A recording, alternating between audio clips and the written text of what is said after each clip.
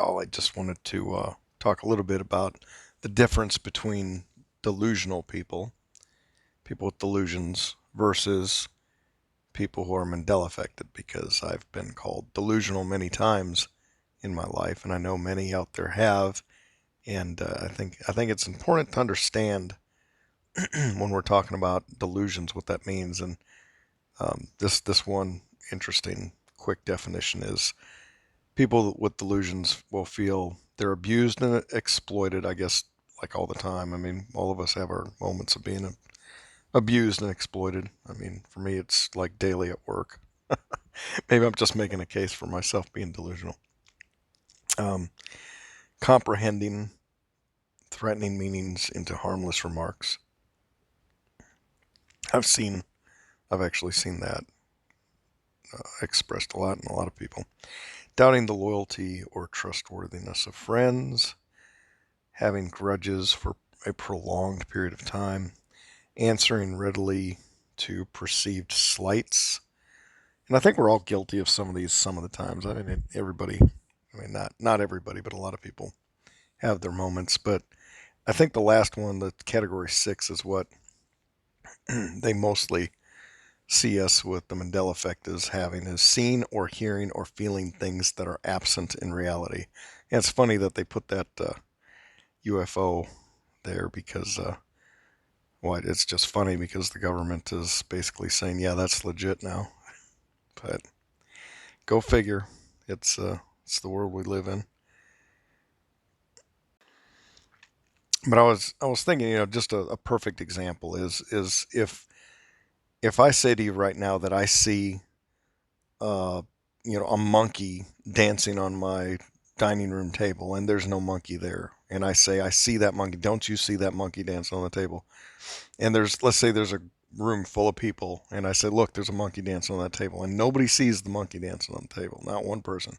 They're gonna they're gonna call me delusional. That's seeing, hearing, feeling things that are absent in reality. This is what happens when you have Mandela effect experiences and you start saying to the world, um, "I'm sorry, but Hillary Clinton's name just changed. The way she spells her name has actually just absolutely changed." So everybody around me starts calling me delusional. Flintstones, I say, Flintstones just went from having a T to not having a T to having a T back again. Oh, you're delusional. That's the common thing you hear.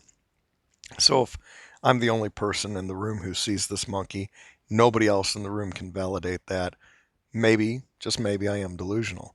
But the thing about the Mandela effect is, well, let's go back. Let's go back to that room. Let's say 20 people are in the room and two people see the monkey, but the others don't.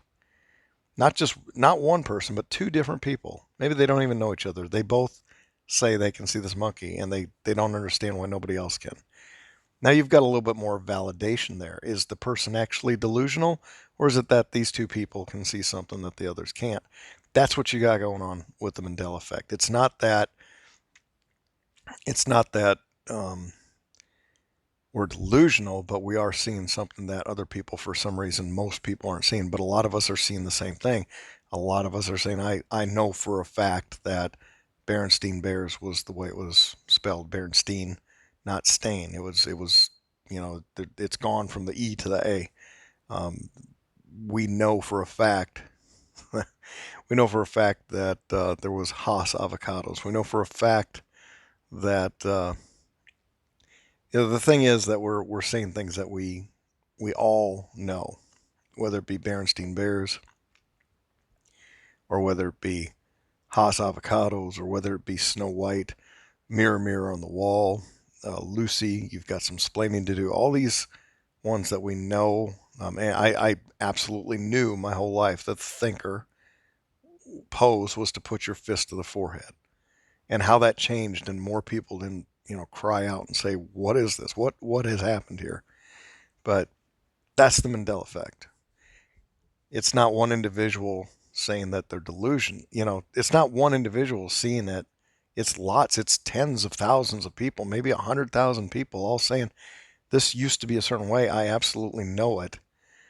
And what part of the problem is, some of us are more solid in in some things and less in others, and that's just natural because you pay attention to certain things and other people might not pay as much attention to the same exact thing. But still, there's enough people that have come forward to say, I see that monkey dancing on the table. I don't care if nobody else here sees it. I know it's dancing on the table. We're not delusional. So that's the big difference. But one of the great things I always just go back to is Mandela Effect. Seeing reality change around me has taught me without a doubt that this reality is it's a construct. We are here. I know that this physical body, this physical world is temporary, and it's just. I used to really. There's a bias built into you that the physical world is all that there is. It's like we're like programmed deeply to believe this is what reality is. Reality is real stuff that you can touch, that you can experience with these basic five senses. Nothing else can possibly exist. This is this delusion that is on us. I mean, we're all delusional for thinking that this world is not created and this is all there is. That's a delusion. And yet, it's so easy to lean into that. It's so easy. We're so prone to believe that. And for a long time, even though I had spiritual experiences, I had all kinds of crazy experiences that proved to me that there's something else going on. I still would go day to day somewhat in denial. So I just wanted to share that. Also wanted to go back to sharing, if you get a chance, watch my A Playlist on Hell. The reason I say that is I was in denial about hell for a long time as a Christian, as a Bible study or Bible college major. I I came to this almost intellectual conclusion that hell doesn't exist. I mean, if it exists, or if it exists, it's not as bad as what everybody thinks. It's something that's easy to put away and not think about, and it's hard to think about it. My everything in me has a hard time digesting this concept of hell. But I have to say that I've I've forced myself to stare into the abyss. I didn't want to, but I kept coming across as I was getting more and more into the near-death experiences and the people giving their accounts, and I'd come across some negative and hellish ones. I had to dig in deeper and deeper and deeper and find out what more about what they had to say, because I just have to know if there's an inkling of a chance, if there's a sliver of a chance, 1/100,000 of 1% of a chance that this place called hell is real, and that I might actually go there. I mean, if there's a sliver of a chance that this is real, this is legit, then there's a chance we could go there. So I've had to really go against my desire for it to not exist and really look hard and listen very hard to these testimonies of many, many people. So I've put that together, and I can say without a doubt, it will sober you up. It will sober you up if you haven't considered the possibility of it, if you've been rejecting the idea of it. Now, some people have no problem with, like, if they don't want to hear something, they just shut it out. To me, if there's something out there I don't want to hear, I feel like I've got to get to the bottom of it. I've got to know, and I think I've really studied this enough to feel pretty confident. And here's the thing too: there's this conversation with God that happens. When you're hearing God talk to you, at least you think you're hearing God talk to you. I'm not going to say absolutely 100% that it's God, but when I was questioning myself about my belief in hell, this voice was like, "Well, you believe in demons, don't you?" And it's like, "Of course, I've seen them. I've experienced demons. I've experienced that in such fullness that I can't deny that. I'd be lying to myself if I said I didn't believe that demons exist and that they're all around us. Well, how am I going to have a belief in demons and not believe in hell? They go so hand in hand." And I guess that made me need to look a little closer into it. So I'll tell you what, you listen to that playlist, just 30 minutes a day. If you've got a problem with something like a bad habit, you've been having a hard time getting rid of it, drinking, gambling, fornicating, whatever your special secret sin is. If there's something you feel like, man, I wish I could just find the motivation to quit doing that thing, spend 30 minutes a day on the playlist of hell, and you'll find that motivation. I guarantee it. There's this belief in the church, once saved, always saved. There's this belief that God is, and I know when I had that God experience in September of 2016, God did feel so incredibly loving and accepting of me totally, even though I felt how righteous and perfect God was and how ashamed I was for not coming close to that. I still felt, I had this feeling like he's easy to forgive, almost too easy to forgive. And he is easy to forgive, but that the problem with that is you think that you can always get right with him later. Like, sin today, worry about repentance tomorrow. It's like you just keep pushing it off, and before you know it, the sin gets you really enslaved. I mean, it really does get worse and worse and worse until you start figuring out, man, there's been no benefit here. Like, I thought there'd be a benefit to this vice, this whatever, this sin that I knew was a sin but didn't want to acknowledge it as a sin.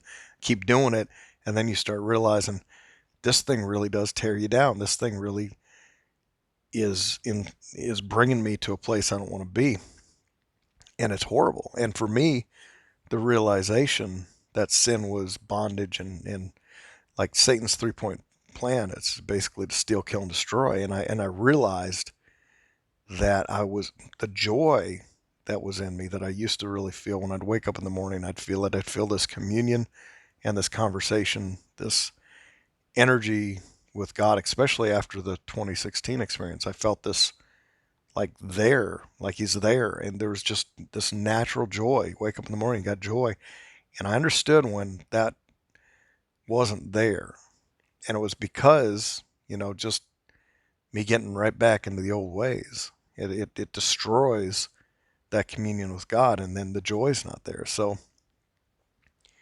understanding that, I guess, is kind of why I wanted to get back to review. I wanted to review the near-death experiences because so many of their accounts remind me of that experience I had in 2016. That experience with God was so similar to the NDE accounts. I wanted to refresh and re-listen to that, and get back to that place where I felt that strength. The joy of the Lord is my strength. I want to feel that joy, that inner joy, that daily walk, that communion with God, that feeling like like He's there with you through the day. So I gave this some time listening to Him, and now I got to say, listening to the hell experiences, it's caused me to think that there's something to that, and there's tremendous power in that name of Jesus. I mean, the most powerful demons that would rock you to just make the hair stand up on your neck, really scare the heck out of you, they flee at the name of Jesus. And we take it for granted. We take it for granted on a daily basis how powerful Jesus is. That's the thing that gets me, is just looking at, knowing that in this body and in this life, I have the opportunity to freely pray, to freely commune, to freely speak to this most powerful creator. And there's enemies of my soul all around me, and I've seen them, and I know they're there, and they scare the heck out of me. I mean, they're quite creepy. And to know how powerful Jesus is, and that just His name makes them flee, it's an amazing concept, especially when you start truly believing that hell is real, that hell is it's a place, and it's I don't know, it's hard to put into words, that because daily reality, I've been constantly denying the existence of hell, and that's why, and I've been constantly denying the reality of Jesus too. And that's what makes it so easy for me to use the Lord's name in vain, to cuss, to use the word hell flippantly. like it's not real. I've been feeling convicted about all the times that I've done that and feeling guilty about, look at how many times I've mocked God with my words, just countless times. I don't want to stand before Jesus on Judgment Day reviewing all those times that I said those things. I can't take them back. All I can do at this point is truly repent. And truly repenting means that I'm done with it. I'm just asking forgiveness. Done with, done of making light of hell, and done of using the Lord's name in vain.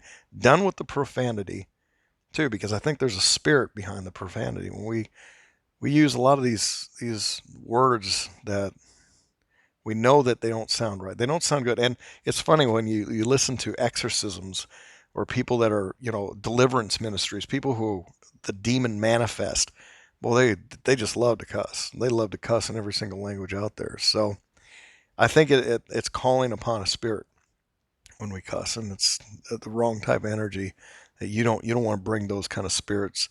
You don't want to attract them to you like a beacon. So that's one of the areas that I've been convicted in, is just using my words uh, more appropriately. And I do regret, and how many times I've done it too in my life. It's countless.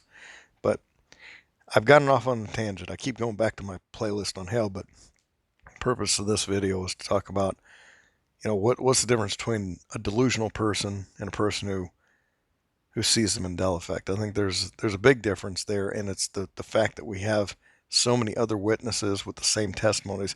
It goes back to these testimonies on hell.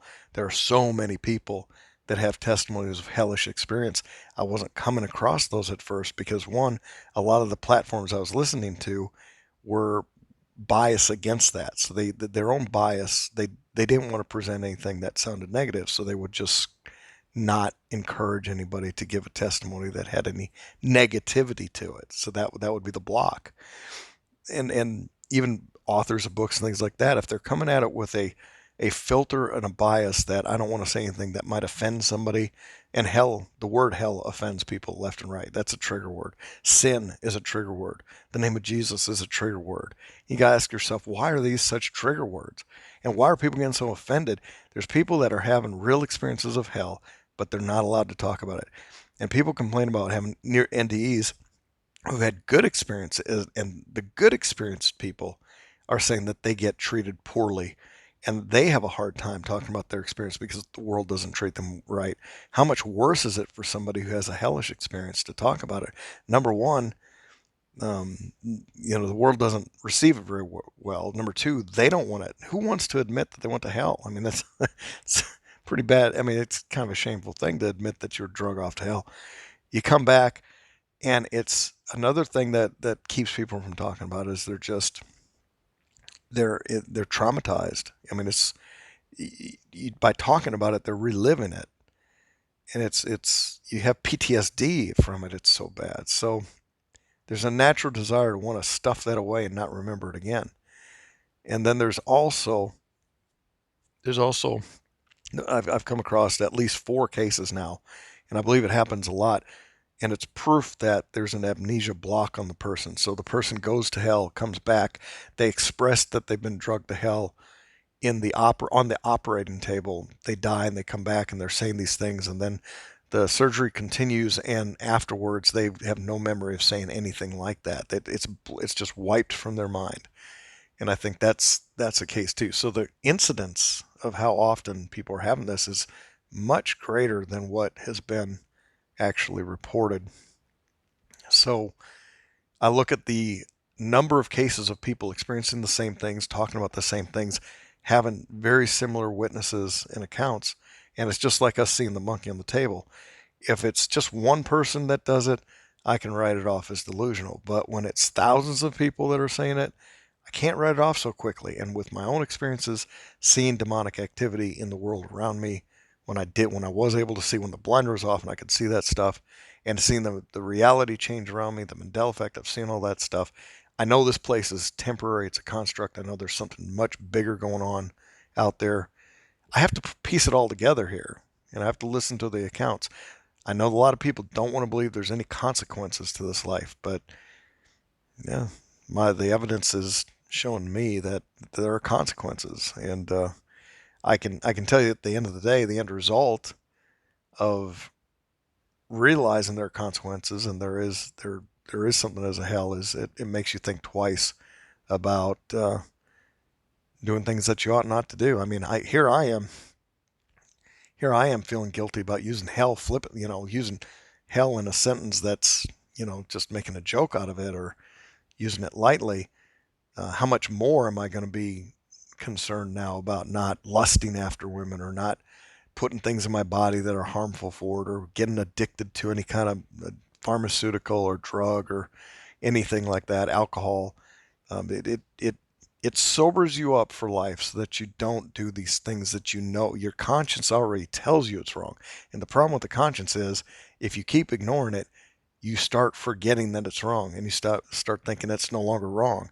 So as God starts, if you ask God to create in you a new heart and to break you of the blindness, then the big things are going to show up to you first, like the real big things you need to repent of right away. That's going to be obvious, and that's where the playlist on hell will help you break it, because it'll sober you up and you'll break those things. And then the next thing you know is all these other little things you start noticing are sins, but you didn't think of them as sins before. You thought you were a pretty good guy. Suddenly you start realizing, hey, I don't know why I excused that for so long. This is wrong what I'm doing here. So, um, yeah, this could cost you. It could cost jobs even. I was offered a job today, and I signed the offer letter. Good paying job, really. Really good paying job. And they sent me an application. And through the interview process, I was telling them a little fib about my employment situation, and I couldn't do it. I could not complete this process. I had to call them, because I mean, normally I would just go with it, just go ahead with the little fib, and let's just move right into the role and start in 2 weeks. But I went ahead and called the COO, and I let him know. I said, hey, uh, haven't been 100% truthful here, and I need to let you know before we start this thing. And if this is gonna stop the job, so be it. So it might stop it. I'll let you know. I'll let you know how it goes. It's either gonna stop. It's either gonna end it or not. But that's the kind of thing that's happening. Is it's very difficult for me to just so blatantly. I mean, I'm not saying I'm perfect. I'm not saying I don't sometimes lie, because I might just not even thinking about it. But when you're being convicted of it at the time you're doing it, and you know you shouldn't be doing this, and you know you're going to have this moment relived. You're going to be standing before Jesus, reliving this moment right now. He's going to say, "You going to lie or not?" So, I kind of played it off like, "Oh, I did the right thing," because they'd find out, and then I'd lose the job anyway. Honestly, I don't think they would. I don't think they would have found out anything. I think I could have easily rolled with this little fudge, just a little exaggeration, but that little exaggeration was like what I felt needed. I felt like that was what I needed to say in order to get this far in the interview process, which has taken it is it has taken a long time, months. This has been a long process. So here I get to the final day, and I'm signing the offer letter, and I'm calling the future boss, letting him know about a little lie right before it. So I might have flushed it right down the toilet today. But at the end of the day, what does it profit a man to gain the whole world and yet lose his soul? None of this stuff around me is worth any of that. It's not worth compromising. It's not worth messing with. And however bad things might get, these are things that we need to think long and hard about, especially if hell is actually real, if there is such a place. But anyway, my Mandela affected friends, hope you have a good night. I know that you're not delusional, and God bless.